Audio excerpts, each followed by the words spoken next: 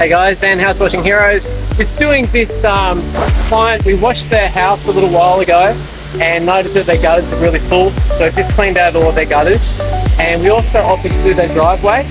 So normally a member of the family looks after the driveway with a little gurney or foam pressure washer.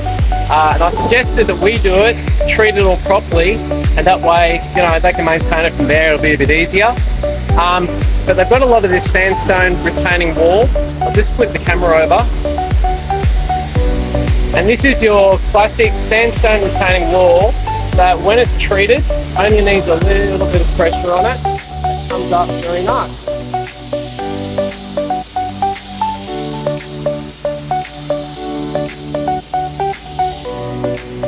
So we're just going to go through and treat all of that, the rest of that sandstone wall.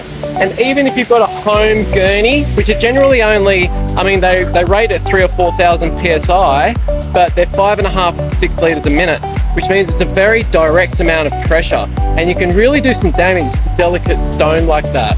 So if you do take care of your own stuff, that's fine, but it might be worth having someone like ourselves come in, really treat it for you, and then you maintain it from there and just be super gentle.